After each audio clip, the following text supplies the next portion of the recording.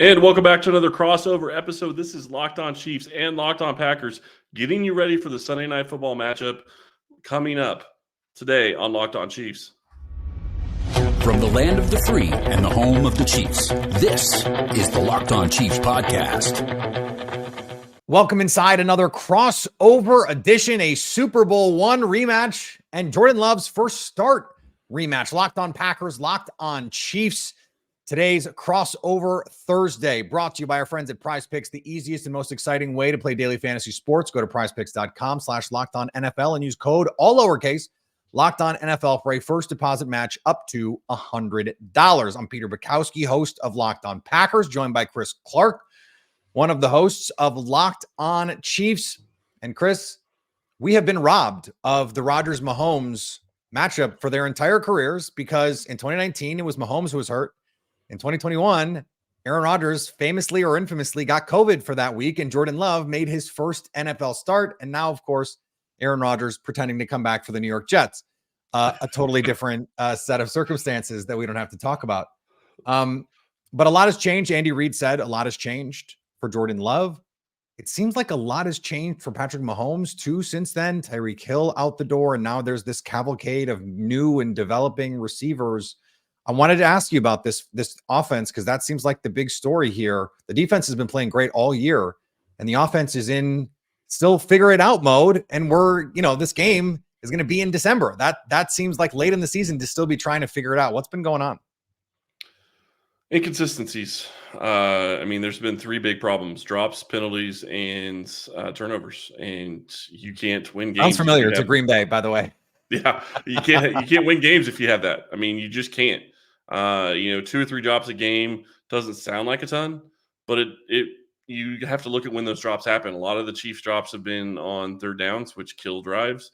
You have that situation. You have turnovers that have killed drives, that have killed scoring chances when you should be putting up a touchdown and you don't even get any points in the red zone. That's a problem. They did that twice 2 weeks ago, so that was a problem then against the Eagles.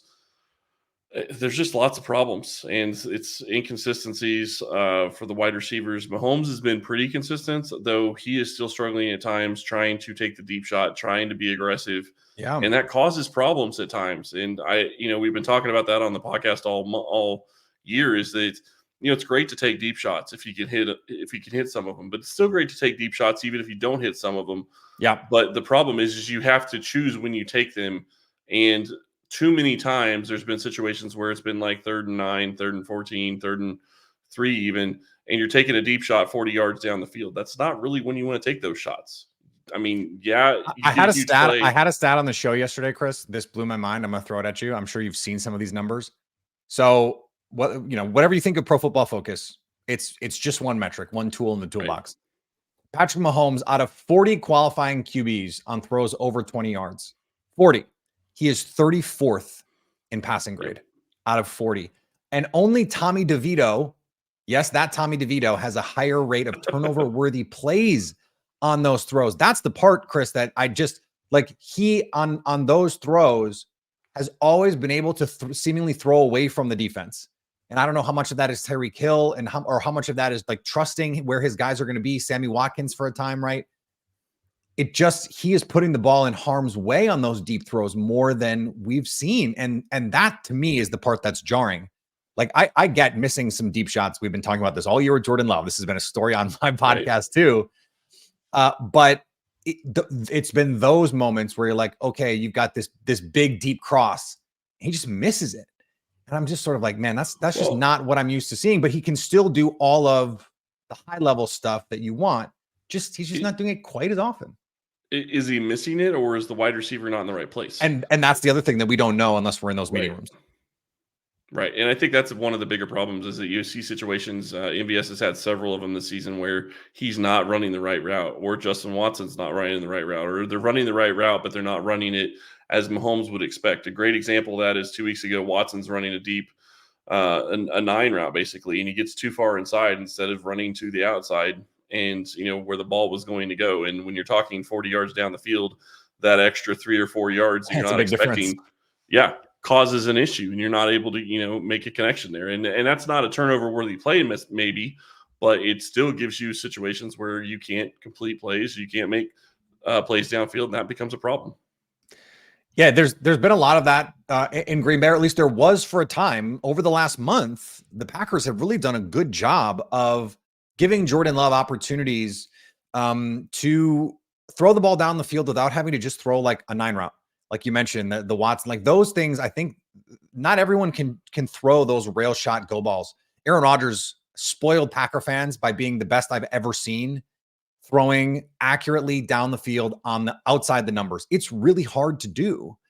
And then you have to do more deep overs. You have to throw more corners. Like Patrick Mahomes I've never seen a guy who can throw corner routes or post corner routes like him. He is unbelievable at it, but you also have to have guys who can run it. And so this finding this balance is something that both of these teams have really had to figure out. And so it seems like the Packers have done that a little bit. We'll see who's healthy this week. Dontavian Wicks back in practice. He's been really, really good, especially as a day 3 rookie for the Packers. I don't know if you saw this. Mina Kimes tweeted that she would have loved to have seen Jaden Reed or Dontavian Wicks or Romeo Doubs or Christian Watson on the Chiefs because how the offense look. If they did, they have found a way to put this all together. When it has worked, what has worked for them? When it has worked, Kansas City's gotten the ball to Rashee Rice. They found ways to get the ball to Rashee Rice. They found ways to get people open and get Travis Kelce open enough. Obviously, he's not a wide receiver, but he's basically a default wide receiver one for the Chiefs, has been for years. But the question is can they get him open enough? I mean, teams have started doubling him. They're not going to allow him to get open. I don't know what the Raiders were doing last week. They certainly didn't make it look like they were trying to double him like most teams have lately. Isn't that always the question when the Chiefs play the Raiders? It's sort of like, that's true. What was Las Vegas's plan exactly on this? Yeah. Well, and the crazy thing is if you go back several weeks, they played the Denver Broncos, and I think Kelce had like 150 yards or 170 yards or something like that. And then a couple weeks later, I think he gets 14. So teams have the ability to make changes. So we'll see with whether the Raiders do that later. But it's getting the right people involved. It's getting Rashee Rice running different routes, getting him to where he's the guy that's getting the high targets at the wide receiver group, not Justin Watson, who is very limited in his role and what he's able to do. Honestly, I think part of it also is that they've had 8 wide receivers they've been trying to play most of the season, and you can't have that many guys trying to get snaps. You're not going to get consistency.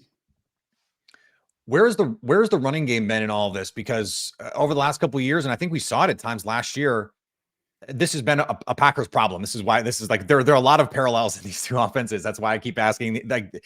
The run game was supposed to be something that the Chiefs could lean on. It was supposed to be something that the Packers could lean on. The Packers have not been able to. Injuries to Aaron Jones, flux along the offensive line, and just frankly, not the kind of downhill offensive line that say the Chiefs have shown they can be when they want to be at times. But why haven't they been able to lean on that a little bit more this season? Andy Reid. I hate making that call. No, that's been true since Philly. That's been true since Philadelphia. Yeah, that's the reality is they, go back to the Philly game. They ran for 150 yards in the first half or something ridiculous. I don't remember the exact yardage, but Philly was the best run defense. And then they only had 5 or 6 runs in the second half. A complete change in play calling of looking at what's working and what's not. And just getting Joe Barry would love the Chiefs to do that this week. Just only run in the first half. Do not run at all in the second half. I'm sure he would. And I think most teams would. Pacheco's been effective, and you start talking about the running game, and you have to talk also about Mahomes and his ability to scramble. I know that's not running game specifically, but it gets it to the point where I think Andy Reid looks at it as a run because it happens 3 or 4 times a game, and it's getting him usually 25, 30 yards, 40 yards down the field, depending on the play. So I think that's part of what it is. The frustrating thing for Kansas City, obviously, is like you said, where does it go? And it's Andy Reid making the play calls. And, part of the other problem is probably that they've had problems with turnovers in the second half and penalties in the second half where you get to a point where you don't feel like you can run the ball. So I was going to ask you about the second half stuff because they're 19th in EPA per play in the second half of these games. They're kind of the anti-Packers in that way. They'll come out and they'll look good. And then in the second half, it's did they go to sleep? What happened? Well, did you see last week's game where they basically went to sleep the first quarter? Yeah. Well, that was a weird version of this team, right? That was not the version we'd seen most of the season. No, and I think, like I said, I mean, I think the big thing is turnovers, drops, and penalties. And I hate going back to the same well, but that's really what it is. If you go look at the games, it's penalties that come at horrid times. It's turnovers in the red zone where you're getting ready to score in the second half and you got the ball in the red zone and you turn it over twice. Yeah. And by your two best players on offense, even. Mahomes and Kelsey both had a turnover against the Eagles. And then you look at the drops. I mean, you have a 3rd and 4 with Justin Watson late in the game against the Eagles where they probably have a chance to maybe score, and it goes right through his hands. And you can't have that. I mean, MVS at the end of the cannot. game. Well, Packer fans have seen that play a dozen times. Yep. It's hard. This is for both of these teams, and now the Chiefs are a better team and have been a better team, and they have an all-world, all-time quarterback, so it's a little bit different. But we're both seeing that when you're an inconsistent team, you can look really good for a quarter or a half or even a game, but sustaining that is hard. And that has been a problem for both of these teams to different degrees. Let's be very clear, different degrees. The Chiefs are an 8-3 team for a reason, and the Packers are a 5-6 team for a reason. We're going to talk about more of those reasons coming up just a second here on our Locked On Packers, Locked On Chiefs crossover Thursday.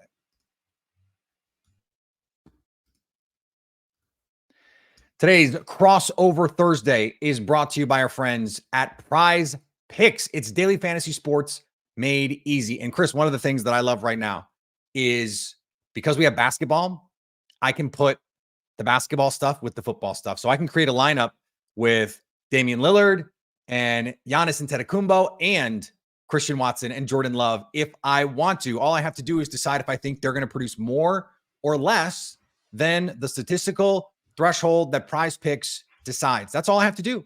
And I can win up to 25 times my money. I can turn $10 into 250 in just a few taps.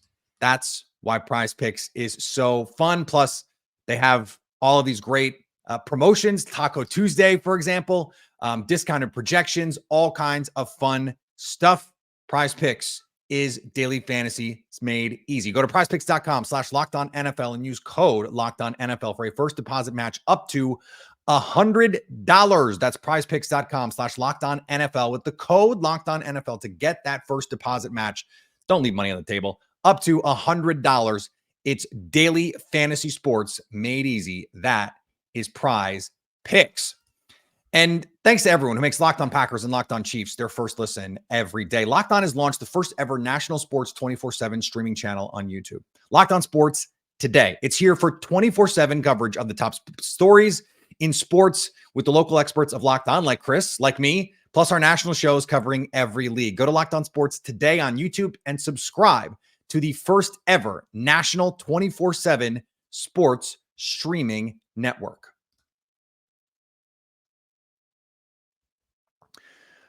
Chris, one of the things that I was digging into when I was looking at the matchups for this game was I was looking at the roster for the Chiefs on defense in particular and going, all right, Chris Jones, awesome.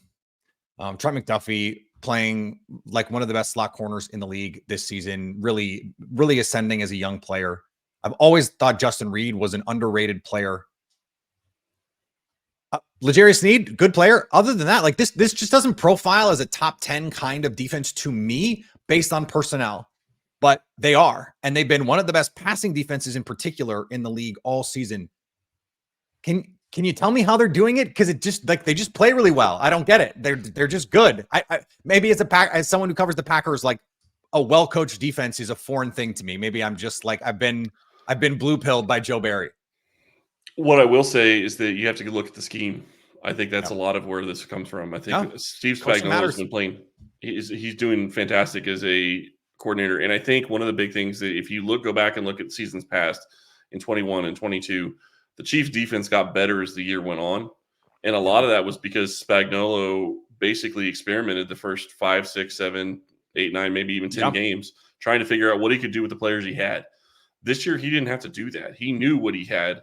He knew how they were going to play. He knew he was able to do all of that, and it worked out well for him. And at this point, I'm not going to say it's all on Spagnuolo, but a lot of it is. I mean, he's got them playing very well, but you have to look at it also of adding a guy like Charles Omenihu, who he's been able to give them pass rush. Add a guy like Drew Tranquil, who can play any linebacker position, who's been able to step in for an injured Nick Bolton.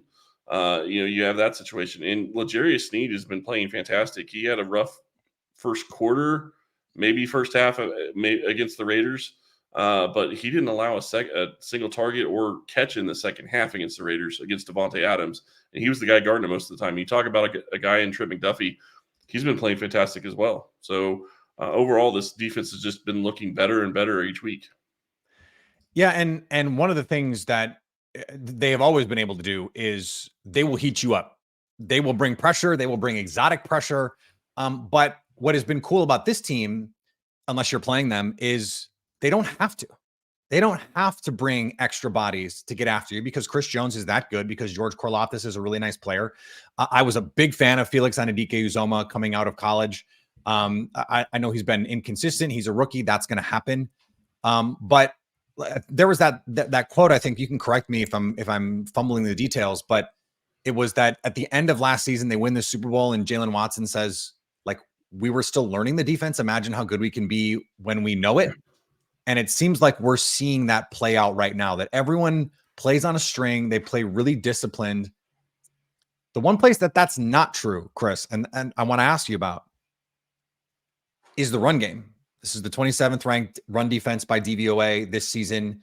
The Broncos were able to win a game because they said, we're going to play big and we're going to play big boy football, and we're going to keep your sub packages off the field. We're going to stay out of third and longs, something the Eagles could not do. They were in third and long that entire game.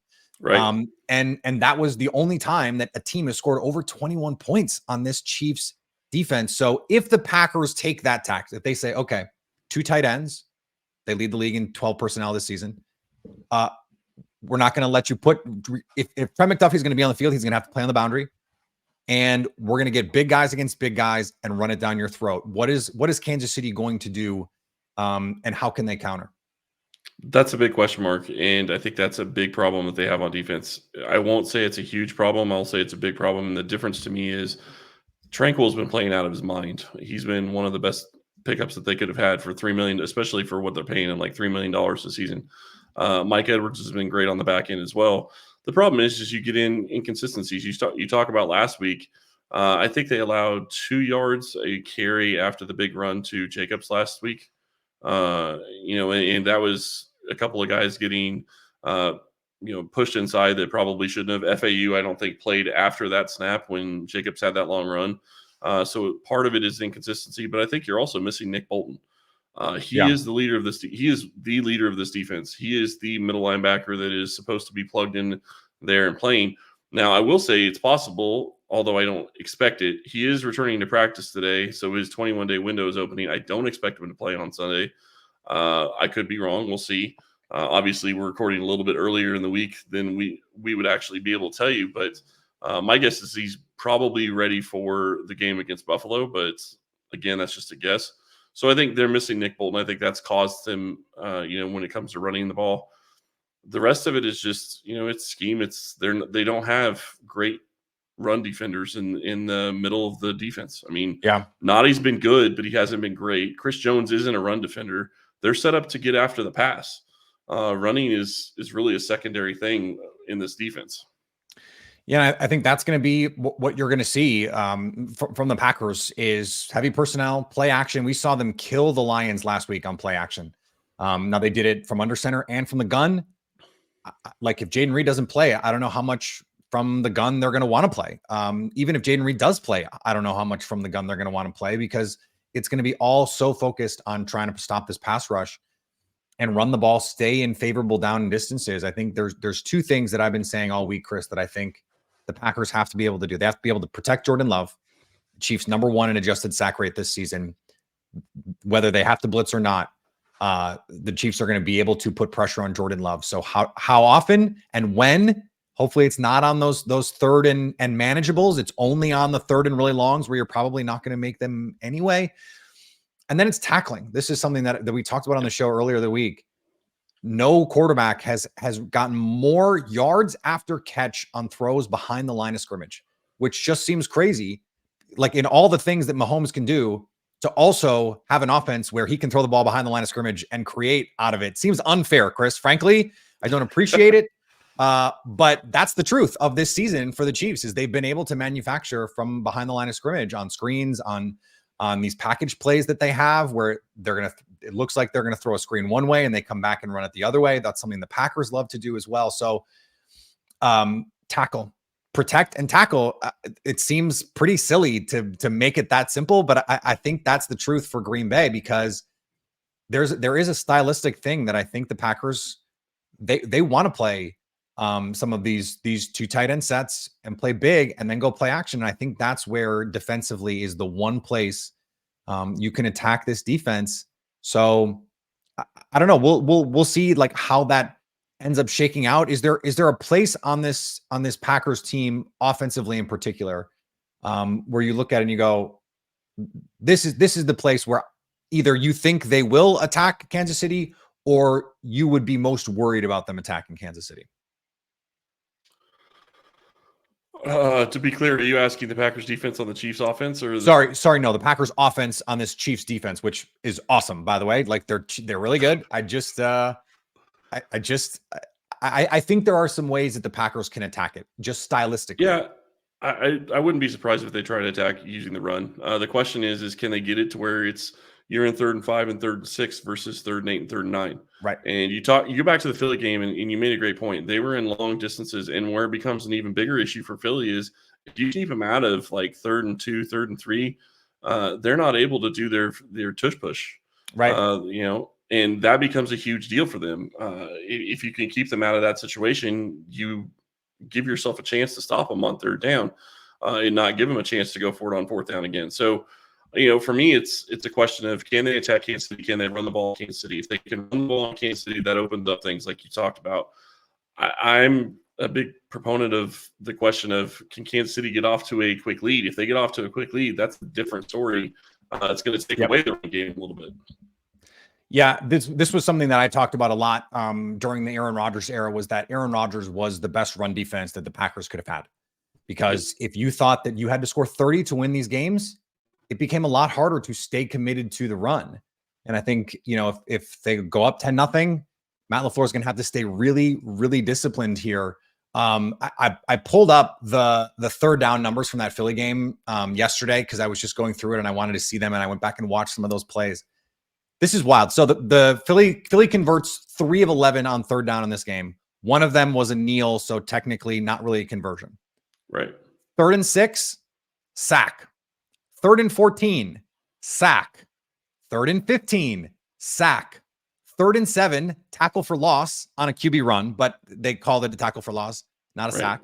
3rd and 1, TFL. It was a -3, DeAndre Swift. 3rd and 10, they have a scramble, but don't pick it up. And 3rd and 23, they check the ball down.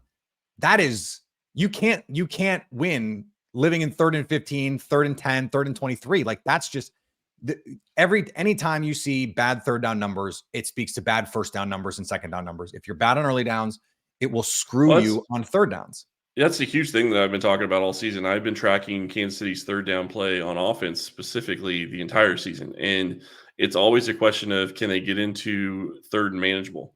And the Achilles heel of this team, funny enough, is 3rd and 1, 3rd and 2, 3rd and 3. But if they can still get in those situations, they're usually going to be in a pretty good situation to convert.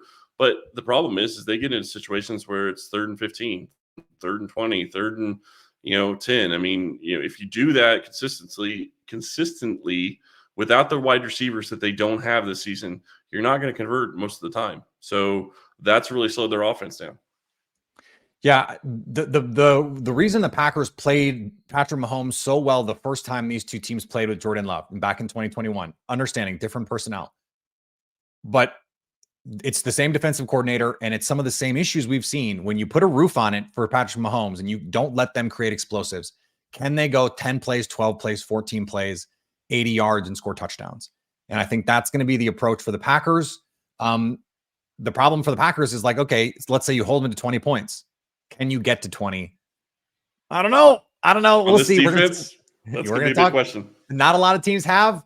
And it would be quite the feat if this team did it. We'll talk about that coming up in just a second here on Locked On Packers, Locked On Chiefs, a crossover Thursday. Today's episode brought to you by our friends at DoorDash. I don't know about you, Chris. DoorDash, one of my most valuable resources on game day is DoorDash, because I got a lot to do. You and I both have a lot to do on game day, trying to watch these games, take notes, do our shows, create our content, all that good stuff. So it's really easy to say, yeah, let's get pizza. Let's get some wings. Let's get some burgers. And DoorDash is always going to deliver. My MVP on game day. Okay, maybe second. My wife is first, and then DoorDash pretty close after that. Get 50% off up to a $10 value when you spend $15 or more on your first order when you download the DoorDash app and enter code LOCKED23. That's 50% off up to a $10 value when you spend $15 or more on your first order downloading the DoorDash app with the code LOCKED23. This is subject to change and terms do apply. Today's episode also brought to you by our friends at FanDuel. This game opened, the Chiefs favored by 7 points at Lambeau Field. It is down to 6 points at Lambeau Field. And so some interesting opportunities for you to make a little money if you have a lean on that. Right now, new customers get $150 in bonus bets with any winning $5 money line bet. Not a lot of value on the money line to bet the Chiefs, but they're pretty heavy favorites. It'd be a pretty great way to win $150 in bonus bets. If you bet on the Chiefs in this one, you're getting good odds to get that money, even if to win your bet, you're not going to win a lot off the bet. But the app is easy to use, a wide range of betting options, spreads, player props, over-unders, teasers, parlays, all kinds of fun stuff over at FanDuel. Visit FanDuel.com/lockedon and kick off the NFL season's playoff push. That's where we are, baby. FanDuel, official partner of the NFL. And thanks for everyone making Locked On Packers or Locked On Chiefs your first listen every day. We hope you like starting your day with us as much as we like starting our day with you. Locked On has launched the first ever national 24/7 streaming channel on YouTube for sports. Locked On Sports Today is here for you 24/7, covering the top sports stories of the day with the local experts of Locked On, plus our national shows covering every league. Go to Locked On Sports Today on YouTube and subscribe to the first ever national sports 24/7 streaming channel. All right, Chris, as we finish up here, I teased it a little bit coming out of break. Can the Packers score enough? At its heart, any game comes down to one thing. Can one team score enough points to beat the other team? You just have to score one more than the other guy. It seems likely that the Chiefs will score more than the Packers. That's why the spread is what it is. It's why the records are what they are. So all that being said, you don't need to hard sell me on it because this is the expected outcome. What is the path to victory? What do the Chiefs need to do to win this game? Goes back to what I said before. Don't turn the ball over. Don't get stupid penalties. If they can do that, I think that they should be able to win this game. And it's nothing against the Packers. I just think that they're a better team right now. I do think that they have problems at wide receiver. They have problems being consistent on offense, and that can cause issues. I do think that they started to maybe figure some stuff out last week. And I think that moving forward, if they did, and if they're going to continue to get the ball to Rashee Rice, I think they're going to be in a pretty good position to win. So to me, it's, don't turn the ball over, get the ball to Rashee Rice, get him, 8, 9, 10 targets like he did last week. I think you've got to be in a good position. Do we know for sure if Taylor Swift is going to be there? Do we know? We don't, but it does sound like she came back to Kansas City. Her tour is over for right now until February. So I think she's probably going to be there, would be my guess, but I don't know that for a fact. The question I have to you is, what is the weather what I was like? going to say is there is a chance that we don't know, but Jonathan Owens, who's probably going to start at safety for the Packers in this game, is married to Simone Biles. So we could have Taylor Swift and Simone Biles maybe in a box together, Chris, at Lambeau Field. Just preparing you now. There's going to be a lot of tweets. There's going to be a lot of tweets, a lot of conversation about it. I want to go back to this Broncos Chiefs game as we talk about this, because the Broncos quietly played the Chiefs pretty tough that first game. I think you and I talked about that Chiefs game on Locked On Sports Today when we did that. It was one of those the ugly games the Chiefs win by 15 because that's what good teams do. But the Broncos, they were really efficient in the red zone. They ran the ball a lot, even if they weren't great at it. 40 carries, $153, still averaged less than 4 yards. But it was the turnovers. And that's the thing. So if we're going to create a roadmap, the Packers have to be able to run the ball. They have to be willing to stay committed to running the ball. And they have to do the thing that they did last week against the Lions. And that is stay with this run game. Can A.J. Dillon play in this game? We're going to see. Is Aaron Jones going to play in this game? We're going to see. And I think that getting those running game players on track, it helps your play action game just because you can stay in favorable down and distances to create those play action opportunities. I think this is going to be a really good game. It will be the best test defensively the Packers have faced so far this season. I think the Packers are going to cover the 6. I feel better about 6.5. Like if I could, I wish I would have gotten it 6.5. But I think they will cover the 6. I think this will be a sort of like 24-20 kind of game where the Chiefs win, but the Packers acquit themselves well against the defending Super Bowl champions. What do you think of that? I have no problems with it. My big question is what Kansas City team is going to show up on Sunday. And I hate saying it that way, but if they're consistent and they're able to come out and they're actually able to move the ball in the first quarter and get their offense kind of going in the right direction, I think that this could be a game that maybe they win a little bit bigger. Maybe it's 27-14. Maybe it's 31-17. I will say this. I don't see Green Bay, especially with the injuries that they have with Aaron Jones and maybe even Dillon as well. I don't see Green Bay continuously being able to run the ball and being able to score touchdowns, running the ball consistently enough to score over 24 points or 20 points, really. I don't think that they get to 20. That's my personal opinion. But I do think Kansas City is going to score more than that. I can't see it happening 2 games within a month of each other that they're going to allow somebody to run the ball on them like that. But that's the big question. And weather could play a huge factor. I mean, it's Green Bay, so we'll see. Yeah, and the weather is constantly changing. So that's the other part of this. Yep. It would be great. Wouldn't it be great if we got a snow game? Like that would just be like Packers Chiefs. It feels appropriate that we would get a game like that. So I'll warn you, Mahomes says he's a snow game guy. He liked playing in the snow in Denver, so I will tell you. That's great.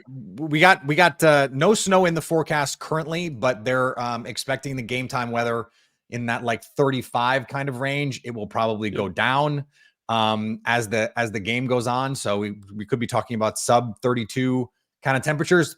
Jordan Love's first real taste of that as a starter. So something maybe to think about there as well. All right, Chris. Locked on Packers, Locked on Chiefs, another crossover edition. We did it. We'll be back with everybody on Friday to get you set for this primetime matchup against 2 of the most storied franchises in certainly the modern NFL's landscape. I can't wait. Chris, is always fun, man. Thanks. Thank you, sir. It's been great.